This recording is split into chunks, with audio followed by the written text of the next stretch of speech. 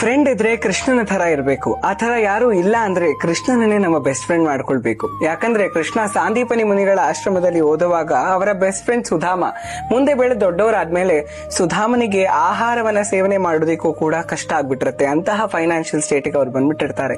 ಅವರ ಹೆಂಡತಿ ಹೇಳ್ತಾರೆ ಅಂತ ಕೃಷ್ಣನ ದ್ವಾರಕೆಗೆ ಹೋಗ್ತಾರೆ. ಅವಾಗ ಸ್ವತಃ ಕೃಷ್ಣ ಓಡಿ ಬಂದು ಅವರನ್ನ ಅಪ್ಪಿಕೊಂಡು ಹಾಸಿಗೆಯ ಮೇಲೆ ಕೂಡಿಸಿ ಕೃಷ್ಣನೇ ಅವರ ಪಾದವನ್ನ ತೊಳಿತಾರೆ. ಅವರ ಸೇವೆಯನ್ನ ರಾಜ ಸತ್ಕಾರವನ್ನ ಮಾಡ್ತಾರೆ. ಸುಧಾಮ, ನೀನ್ ನನಗೆ ಏನ್ ತಂದಿದ್ಯಾ ಅಂತ ಕೃಷ್ಣ ಕೇಳಿದಾಗ ಅವ್ರ ಹತ್ರ ಇರೋ 2 ಮುಷ್ಟಿ ಅವಲಕ್ಕಿಯನ್ನ ಅವ್ರು ಕೊಡೋದಕ್ಕೆ ಹೆಸಿಟೇಟ್ ಮಾಡ್ತಾರೆ. ಯಾಕಂದ್ರೆ ಇವನು ದ್ವಾರಕಾಧೀಶ, ನಾನು ಹೆಂಗ್ ಇಷ್ಟೇ ಅವನಿಗೆ ಕೊಡೋಕ್ಕಾಗತ್ತೆ ಅಂತ. ಆದ್ರೆ ಕೃಷ್ಣನೇ ಅದನ್ನ ಕಿತ್ಕೊಂಡು ಮೊದಲನೇ ಮುಷ್ಟಿಯನ್ನ ತಿಂತಾರೆ.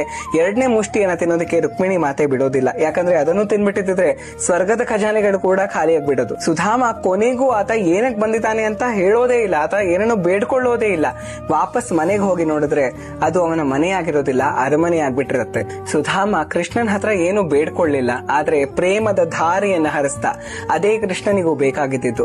ಅಷ್ಟು ಅವಲಕ್ಕಿಯನ್ನೇ ಸ್ವೀಕರಿಸಿ ಕೃಷ್ಣ ಸಮಸ್ತ ಐಶ್ವರ್ಯವನ್ನ ಅವನಿಗೆ ಧಾರೆ ಎರೆದು ಬಿಟ್ಟ. ಅದು ಕೃಷ್ಣ ತತ್ವ. ಹರೇ ಕೃಷ್ಣ.